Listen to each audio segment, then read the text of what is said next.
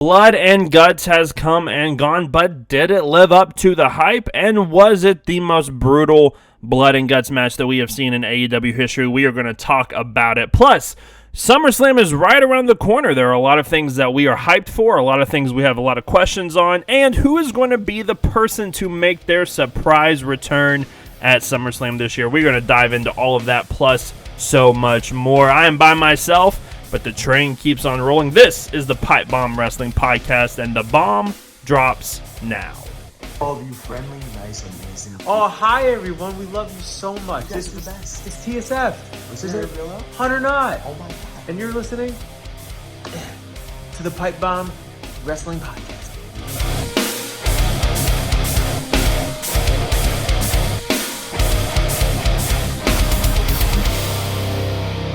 Thank you, TSF. Hello, this is the Pipe Bomb Wrestling Podcast. I am your host for this episode, the Young Buck, Andy York. Thank you guys so much for tuning in and listening to us. Whether this is your first time or you have been a long-time viewer, we appreciate the support and the love. Chris obviously is not going to be here for a couple of weeks. We're going to talk about that here in a little bit, but I wanted to say thank you for joining us and tuning in on this very late edition of the Pipe Bomb Wrestling Podcast. Things have been very hectic. Life has been very busy, but the show must go on. The show must continue.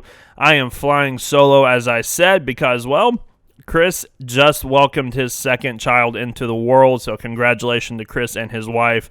We love you, buddy, and we're so proud of you and grateful for you, and can't wait for you to join us once again, but go have fun while you're taking this little hiatus, and we're looking forward to you coming back. But since Chris is not here with me, I am flying solo for this episode, and it is a big episode that we're going to talk about because, like I said in the intro, Blood and Guts has come and gone. We're going to talk about that. We're going to talk about SummerSlam, the Owen Hart Cup Championship, and who walked away with the trophies.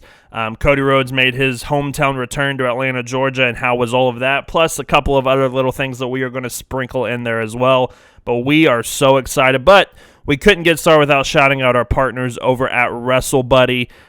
Some fantastic articles, not just from myself and Chris Belcher, but from that entire group over there and the entire crew. Definitely go check out WrestleBuddy if you want to look at some old school, some new school, some current day stuff, some insider stuff, some other things like that. Definitely go check out WrestleBuddy. And then also we want to shout out Tom over at Sports Wire Radio for playing our show all the time. Buddy, we love you and we appreciate your support. And definitely go check them out. It's baseball season. They've got a lot of great shows. Football season is right around the corner. It's your one-stop shop for all things sports, wrestling, everything included. So definitely go and check them out there. All right. We are going to just dive right in, jump right into everything, and we have to start with AEW Dynamite from this past Wednesday, which was in Boston, Massachusetts, Blood and Guts. And we're going to talk a little bit about the whole show, but we're really going to talk about two main things from that show. And we're going to start off with talking about that brutal Blood and Guts match that took place. The Elite getting the job done over the BCC in a sort of not a weird finish, but a finish I was not expecting. We're going to talk about all of that. But I will say this was a very, very brutal match from the beginning. I love the fact that Kenny got this thing started with Claudio. I think that was a really great choice to get those two guys to start. I think we all knew that Kota Ibushi was going to be the final man to step into the cage, and that was a smart decision to do that. But Kenny starting this thing off, a lot of history between Kenny and the BCC and Jon Moxley and all of them, so that was a fantastic way to start this match off. It was brutal from the beginning with a lot of really just stiff spots.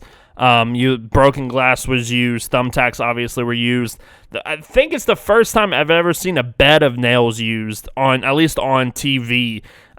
Ridiculous spot. We talked about it last week going into this of all the new rules and everything, and everybody was worried about, is AEW going to go to the PG side of things more and stay away from the violence? This match proved everybody wrong, that they are not staying away from the violence. They're just doing it a little bit different than than they have worked in the past. This was just as brutal, if not more brutal than anything. Those bed of nail spots were just brutal to watch. And if you look at the close-ups of the nails that were used, when it first happened, I thought maybe they had been sharpened down or cut down or whatever, because I know they do that with barbed wire from time to time. No. Those things were very pointy and stabby, and it was just a tough thing to watch in the best way possible.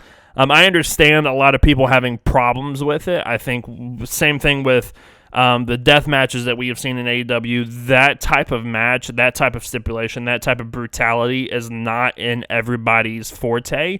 I know personally I really enjoy it. I know Chris is not the biggest fan of it from time to time, but in a War Games / Blood and Guts style match, you need physicality, you need brutality, and this is exactly what we got from this match. From the beginning, this is what we got. But then we go back and forth. Everybody's in the ring. Takeshita was the last guy to come in for the BCC. They bring out the bed of nails. Kenny goes into the bed of nails. The countdown begins. Kota Ibushi makes his AEW debut in a brutal fashion. He comes in and just starts wrecking everybody, taking everybody out. On top of the cage, you had Matt Jackson doing the Northern Lights suplex to Wheeler Yuta. You had him dumping the thumbtacks from the top of the cell. There's just a lot of innovative stuff that I've seen from Blood and Guts. And, this isn't, because I think a lot of people were confused, this isn't a War Games match because there is a top. They've never said that you cannot escape. We've seen it before with Jericho and with MJF escaping to the top. I think we've seen it every year. They ended the match last year on top of the cell. So it's not if you escape, you automatically lose. So it makes sense for Takeshita to get pulled out by Don Callis. It makes sense for Pac to leave and leave 5-on-3. And it shows that the Elite are the united front, the united group in AEW more so than the Blackpool Combat Club. So I think that part was really interesting. I think it was very fitting that Wheeler Yuta was the one to not necessarily submit but get choked out, because he has been the guy that in all these matches where the BCC have won, he's been the guy mainly to pick up the pinfall, which is very interesting. So I don't think this hurts him in any way. I think this actually elevates him some more, makes him more of a threat, makes him look like the guy from the BCC. So I'm excited to see where they go from here. I don't know what to expect from both groups going forward. I think the Elite probably aren't going to be together. I think they're going to go off and do some of their own things. Obviously, we're very close to All Out and All In, and if we are getting the Punk match, I think we're going to start setting that up very soon. But if we're not heading that route, I don't know what to expect for the Elite. I really don't know what to expect for the BCC, especially Danielson's out with injury for some time. Claudio's now still Ring of Honor World Champion after Death Before Dishonor, which we'll talk about all of that as well. Claudio is still champion. Wheeler Yuta is still kind of both in Ring of Honor and AEW. So I'm excited to see where Moxley's going to go. This is the first time in a while we've seen Moxley not in a world title picture, not in a big-time feud. Where is he going to go from here? I think that's going to be very interesting. Obviously, I'm very excited that Kota Ibushi is in AEW. I hope they do a lot of really fantastic things with him and Kenny. I think there are going to be some fantastic things to come. I think we're going to see not soon, but I think we're going to see the Young Bucks versus the Golden Lovers one more time. I think we could see Paige and Kenny get back together one more time to go for the tag titles. There's just a lot of things up in the air, but I think it's very exciting where we're heading for Blood and Guts, after Blood and Guts, heading into All Out and All In. Speaking of exciting things, though, and the tag titles, we have to talk about the hottest thing, though, in AEW, probably of all time, but one of the hottest angles that they've got going right now, and that is this weird and bizarre relationship between Adam Cole and MJF that has been just heating up over the last couple of weeks. It started off with this Eliminator tournament where they're teaming different people up, and MJF and Adam Cole got teamed up together. They kind of bonded over their hate of Shivani. They bonded over the T-shirts and the video games and all this other stuff. Well, this last week, we got the mashup music, which sounds fantastic. I hope that continues from here on out.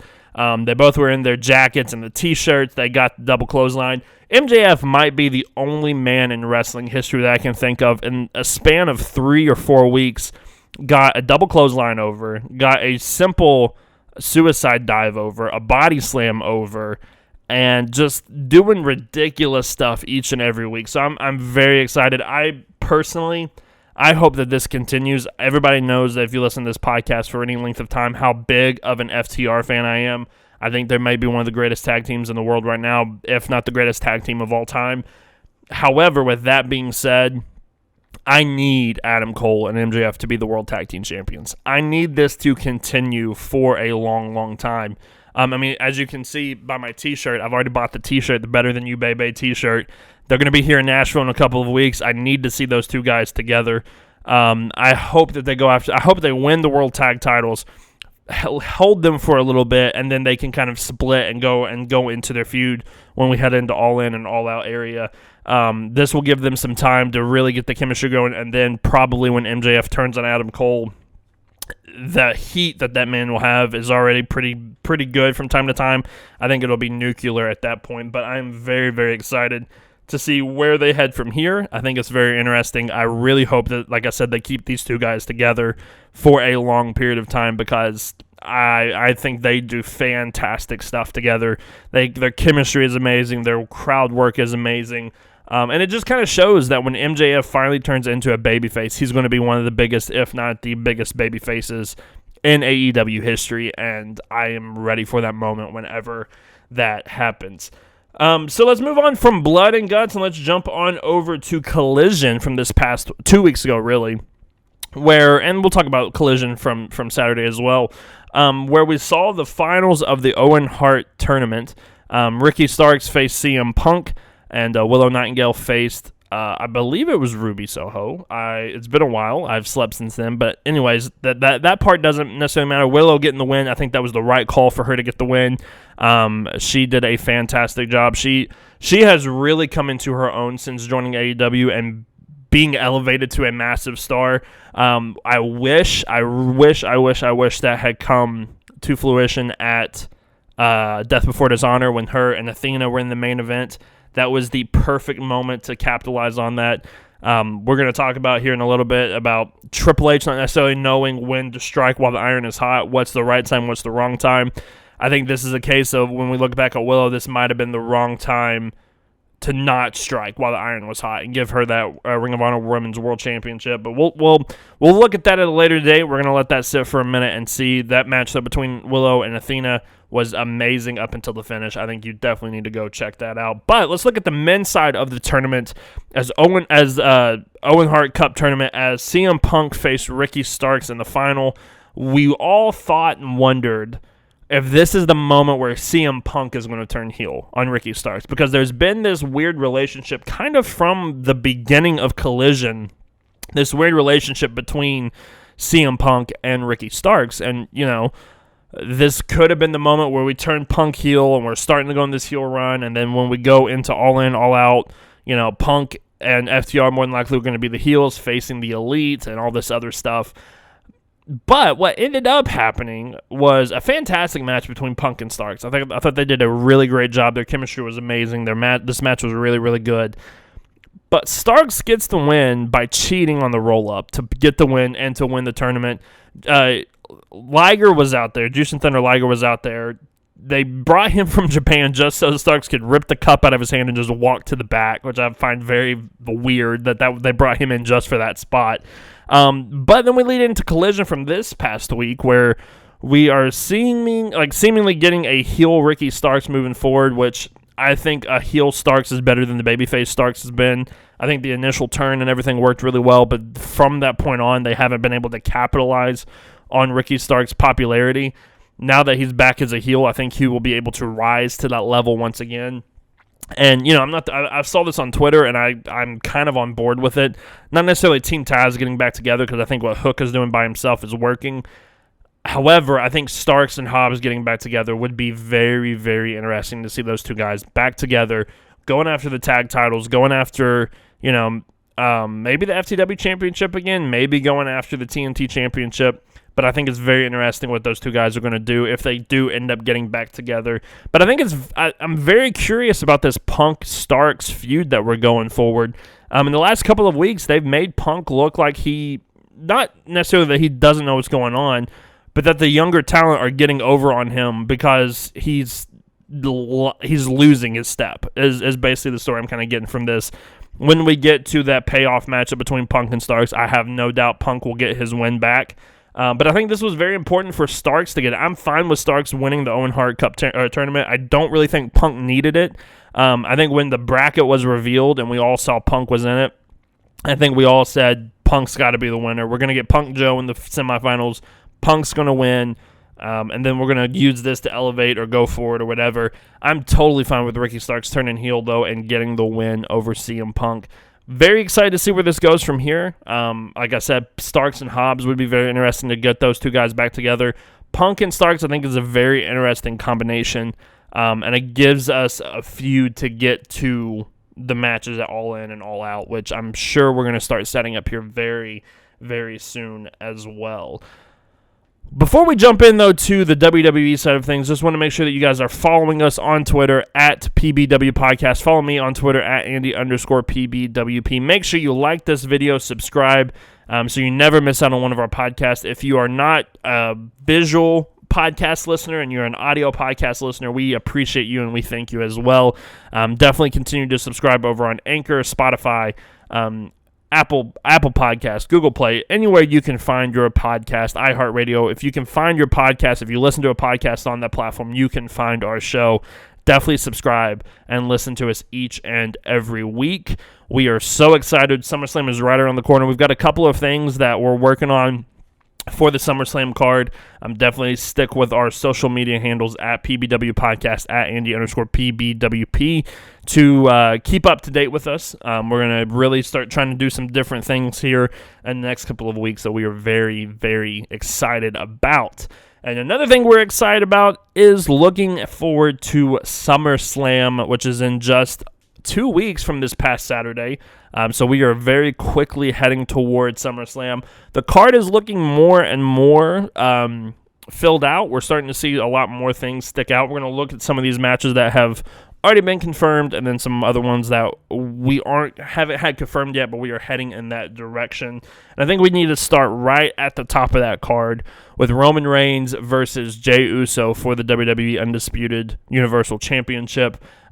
We learned this past Friday that it is going to be a tribal, I forget the name of it, but basically they didn't sign the contract. Roman signed the contract. Jey ripped it up. It's going to be a no-holds-barred, no disqualification match between these two, which I'm fine with. It leaves a lot of room for shenanigans to happen, which means that Jey Uso is more than likely, like, his chances beforehand, in our opinion, was not very high. Now that it's like a no-holds-barred, no disqualification match, I think his chances are very, very, very slim, even more so. Doesn't mean there's zero. I think there's still a chance that he could win. Jimmy could come back and cost Roman.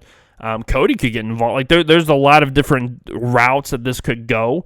But I don't see Jey Uso getting the win. However, the story has been amazing. We've talked about it so much over the last year or so that this is one of the best, if not the best, stories in professional wrestling history.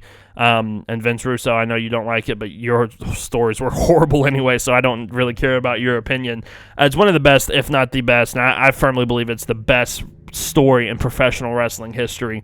And because of that, this match really needs to deliver, because I don't necessarily know if it's the culmination of everything, but it is the thing we've been talking about from the beginning. I've said it multiple times on this podcast before that the bloodline story cannot end until we get Roman versus Jey one more time. We're getting Roman versus Jey at SummerSlam for that championship. Does Jey win? I doubt it. Does Roman get the win? More than likely. I think it's very interesting, though, Jimmy's involvement. I mean, there's some speculation that Jimmy could help Jey try to win. There's also some speculation that this could be where we see Jimmy turn on Jey, not join the bloodline, but turn on Jey, and we go on the singles feud between Jimmy and Jey. I don't need that feud. I think the Usos work better together than separated. I think Jey Uso is absolutely a main eventer. He's proven that in this feud, but I don't necessarily like when tag teams who have no business splitting up split up, and I think the Usos are kind of in that paradigm as well, or in that group. But does Jimmy turn on Jey? Does Jimmy align himself with Roman? Does Solo turn on Roman at the end of all this? I mean, there's been a lot of speculation. There's been a lot of teasing on SmackDown over the last couple of weeks of Solo wanting to be the chief, the head of the table, wanting to take everything from Roman Reigns. This could be the start of that at SummerSlam, could build us to WrestleMania 40. There's the rumor that we could get Roman versus Solo at WrestleMania 40. This could be planting the seeds and building that to WrestleMania 40 as well. Very interesting stuff, though, between the Bloodline. I thought the segment was not the best that they have done. But I think that once we start getting closer and closer, and the go home before SummerSlam, I think we're in store for something very, very special between those two. Another match that has been confirmed for SummerSlam is for the WWE Women's Championship. Asuka versus Bianca Belair versus Charlotte Flair. I think we all kind of knew this was the direction we were heading into. Basically, since Charlotte challenged for the championship, ended in disqualification, Bianca then challenged for the championship, ended in disqualification, it only makes sense that we're heading to this triple threat. I'm very curious to see where this is going to go. I'm not going to give predictions for every match or anything like that. That'll be, I believe, next week or the day of SummerSlam. Basically, I will drop my predictions for us, so definitely check that out then. But I think this is going to be very interesting. It's weird because I don't feel like Asuka and Bianca have that great of chemistry together. Asuka and Charlotte from time to time can really click. I'm excited to see what all three competitors do. Plus, you've got Io Sky in the background with that Money in the Bank briefcase ready to cash in at any time. Could she cash in at SummerSlam? Could she just wait a little bit? I think we are absolutely heading to Asuka and Io at some point down the line, and we could see that kickoff at SummerSlam 1 year since Io returned to WWE, or since she got called up to the main roster, winning the WWE Women's Championship. I think that would be fantastic for her. Going into a feud with Asuka would be even better between those two ladies. That's something we've been wanting to see for a while, and for the championship makes it even better. So I think that is going to be very interesting when we head to SummerSlam for that triple threat match. We're getting the contract signing this week, or tonight actually, on Monday Night Raw, between Seth Rollins and Finn Balor. We are running this back at SummerSlam, which I think is fine. I'm curious to see where we're going to head after this because I just don't see Finn getting the win. I don't see Damian cashing in yet. I think it's something we've talked about in the past. Seth Rollins needs to keep that World Heavyweight Championship for some time, and I don't think he needs to be the one to get cashed in on. From that point, I think Damian Priest can cash in on somebody else. I think it would be very interesting if he did cash in on Finn Balor, but I don't necessarily see that happening at SummerSlam. I think Seth could get the job done. We're going to see a lot more this week as we head into that. It's a rematch, which I'm not a huge fan of rematches back to back, but I think it's very interesting. These two guys, Seth and Finn, can absolutely go, and if you give them enough time on a big stage like SummerSlam, we've seen before what they can do. This time the crowd won't be trying to take over the match, so we'll be able to see what they can actually do at SummerSlam, and I think they're going to tear the house down. I think it's going to be a lot of fun for that. Speaking of Judgment Day, this has nothing to do with SummerSlam, but we got to talk about it because it's the craziest thing that may have happened this week in wrestling. Dominic Mysterio is finally a champion in WWE, defeating Wes Lee, who was by far the greatest North American champion in NXT history. He beat Wes Lee for that title with the help of Rhea Ripley. Now, Dirty Dom is a champion. He's the only person, and this is crazy to think about this, he is the only person ever to main event, and by main event had the last match on the show, Monday Night Raw, NXT, and SmackDown. He's the only person to do that. Adam Cole apparently didn't do that when NXT invaded. He did not do that. So apparently it was just Dirty Dom is the only person to do that. That's a weird trivia stat that I'm sure in 20 years when somebody brings that up, nobody will think of Dirty Dom as the answer. They'll think of Adam Cole or Johnny Gargano or somebody else. But that's very interesting to see what they're going to do with Dirty Dom and Rhea from this point on and moving forward. Now, it would be very difficult for me not to talk about SummerSlam, or to talk about SummerSlam and not bring up LA Knight. I have been very, very vocal on this podcast since before Money in the Bank that the time is right to strike right now in LA Knight while the iron is hot. And that seems to not be the case for WWE here recently, as once again, he has fallen short of even getting the chance to fight for the U.S. Championship in a Fatal 4-Way this past week on SmackDown.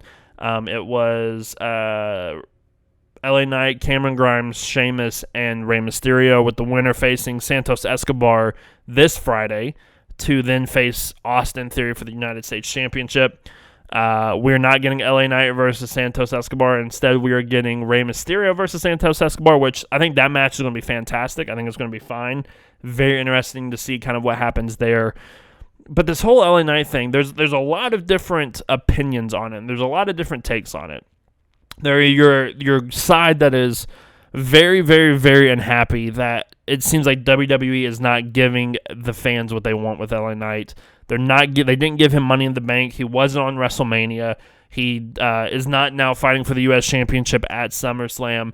There's this side that says that they just don't care about LA Knight. They're not pushing LA Knight for a specific reason, and we don't know that reason. Then there's the other side of the coin, where fans are talking about, or the group that talks about how it's fine that LA Knight's not getting his push yet. This is the story they're telling of him being beaten down. Then finally, when he gets that push, we're all excited for it. The story that we're going to tell with LA Knight is going to be great. He's going to get that moment. He's going to be like the Daniel Bryan. He's going to be like, insert said person here. And I don't necessarily disagree with that side. I think fans are too impatient. I know personally I have been too impatient from time to time with certain things in wrestling. LA Knight's probably one of those that I would love it if he was U.S. champion now. I would love it if they were pushing him more and more now. But I get their side of the argument that the story sometimes is better than the moment. And I think that's true from time to time. I think with Daniel Bryan, that's very true. The story of his rise to WrestleMania 30 is up there as one of the best stories in wrestling. It's perfectly done. It was told really well. Even to the main event of WrestleMania 30, there were moments when you thought he wasn't going to get the win, and then he ended up finally getting the win, becoming a WWE World Heavyweight Champion. And we were all very, very excited about that. Then after that, he got injured, and there was just a lot of things that they couldn't control that completely stomped out that story. And I think that's true, that the story is one of the best parts of the rise and fall of somebody, and I completely agree with that. My only concern and my only argument against that is you look at some of the people in the past that the fans have gotten behind when the company hasn't. I think Daniel Bryan is one example where the fans were absolutely behind him, forced their way into WrestleMania 30. That one worked out. But then you look at Rusev, and I know Rusev was undefeated for a while, ran into John Cena at WrestleMania 31, got beaten, and from that point on, it was definitely up and down for him. But if you look specifically when he was the most over at Rusev Day, they had the chance to put the tag titles on him, and they didn't. They had the chance to put the U.S. Championship on him. They didn't. They gave it to Jinder Mahal instead. They just didn't really do anything with him at that point. And that's the thing that scares a lot of people is, sometimes they do tell this story, and they tell the story of the rise and fall of somebody, and they do tell the story of getting behind somebody. But then they don't. Like, there are times where they don't. He's over with the fans, but who cares? Like, that seems to be their attitude from time to time. I think that's my biggest frustration, is not every single story has to be the Daniel Bryan story. Not every single story has to be this amazing rise and fall. Sometimes just give the fans what they want. I mean, you didn't do it at WrestleMania 39 with Cody. You didn't give the fans what they wanted then. You're not giving the fans what they want now with LA Knight. And there comes a point in time where we just start to lose interest because, okay, what's the point of caring anymore if we're not going to get that? What's the point of caring anymore if it's very obvious that you have no desire to push this person? Now, with Cody, I don't think that's true. I think we are heading to the finale. I just think that the iron was hottest at WrestleMania 39. They're not going to get that again, I don't think. But with LA Knight, there's been time and time again where, like, the iron's been hot and it's stayed hot. But you've got to be careful of not pouring water on the iron and pouring water on the fire and just completely sizzling it out. you've got to strike at some point, and sometimes you strike too late. And when you strike too late, then we have lost interest. LA Knight has worked really, really hard on building himself up. He has worked really hard on standing out from everybody else. I know he gets a lot of comparisons to The Rock and Stone Cold, but he says, and he's absolutely right, there's only one LA Knight, and if it wasn't authentic, then the fans wouldn't care. But it is very authentic, and they do care, and they want to see him succeed, and they want him to rise to the top. They want him to do something in WWE, and he just has not been given that opportunity yet. So we'll see where we head after SummerSlam.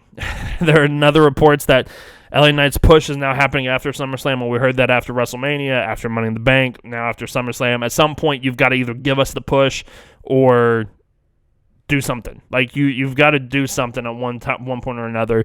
There's a lot of conflicting reports. There's a lot of conflicting statements and arguments out there. I hope for the best for LA Knight.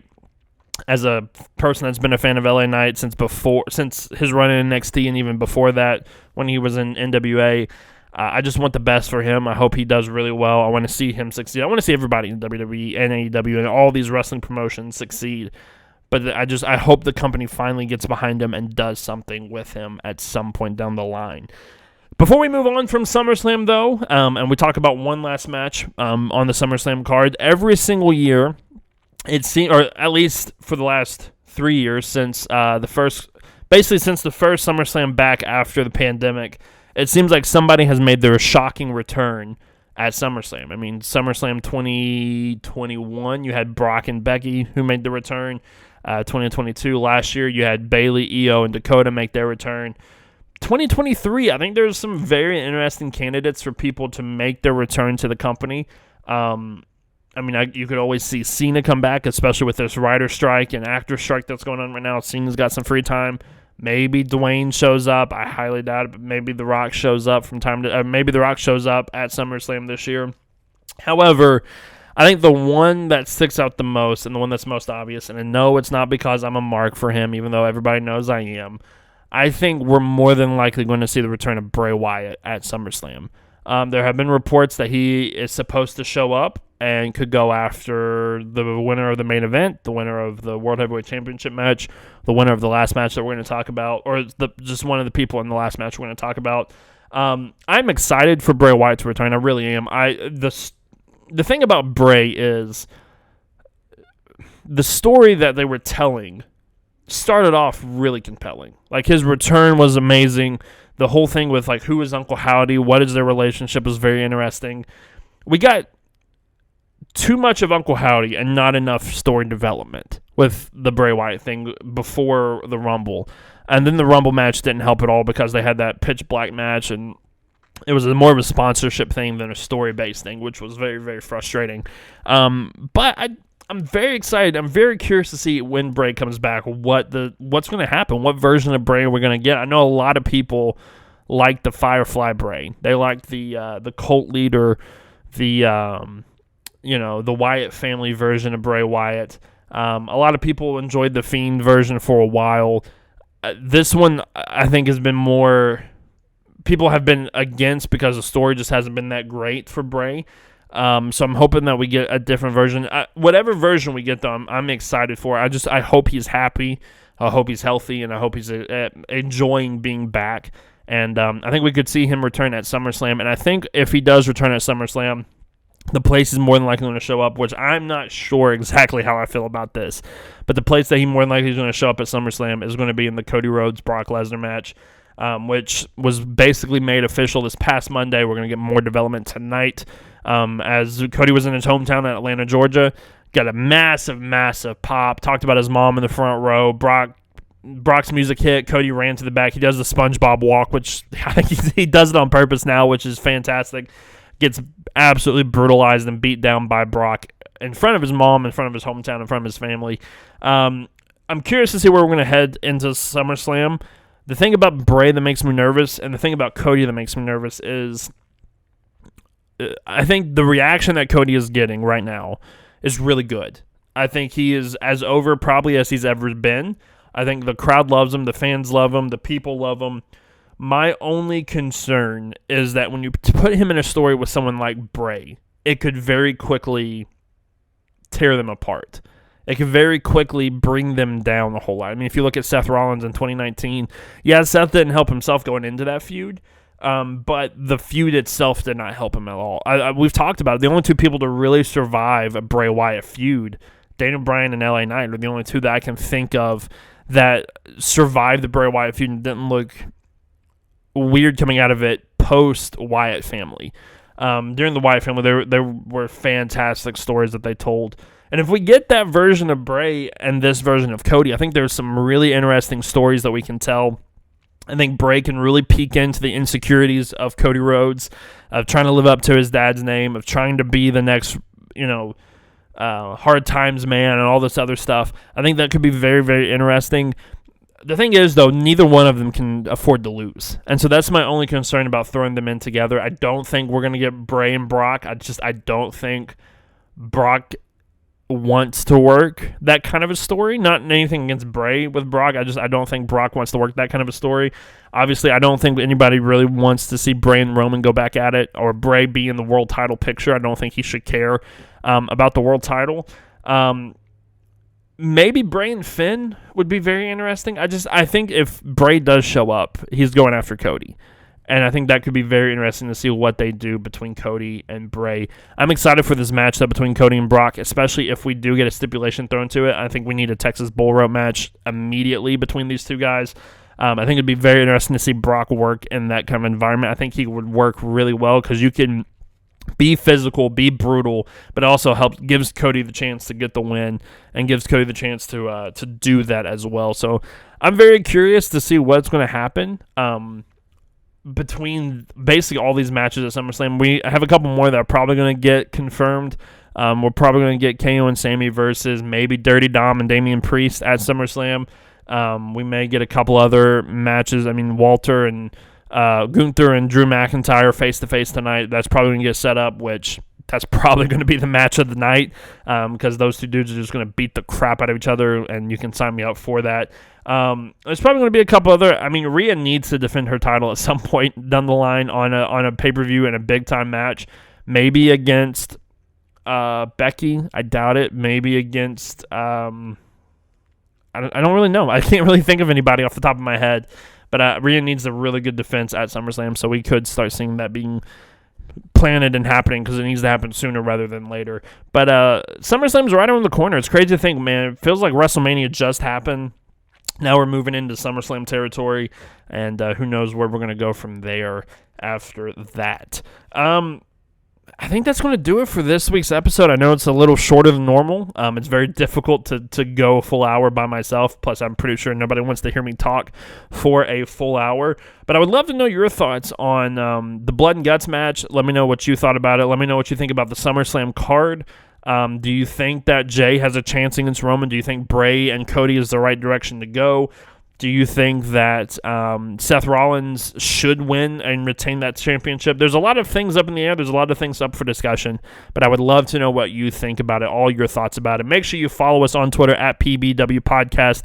Follow me on Twitter at Andy_PBWP. Make sure you go over and check out WrestleBuddy.com. Check out all the articles there, all the lists, all of the old school, new school stuff. Definitely go check that out. Go check out our articles there. Then while you're at it, go over to SportsWire Radio with Tom and the gang over there. Check them out. Listen to our show over there. Listen to all the amazing, amazing shows over there. But always keep it tuned in right here to the Pipe Bomb Wrestling Podcast. For Chris, who could not be here, my name is Andy York. Thank you so much for joining us and tuning in with us. We will see you next Friday, this Friday, as we continue to talk about some of the wrestling things. We're going to talk about what happens tonight on Monday Night Raw, what happened on Dynamite, what happened on SmackDown, and we're going to talk more and more about SummerSlam as well. So definitely tune in next Friday. Make sure tomorrow you check out the PBWF, the Pipe Bomb Wrestling Federation, our fantasy booking show. We would love to have you tune in and join us. We just got past month 3. We're building to month 4. So you definitely do not want to miss the amazing, amazing stuff that we are doing over there as well. But like I said, for Chris Belcher, who could not be here with me today, I am Andy York. Thank you so much for joining us. We will catch you guys down the road.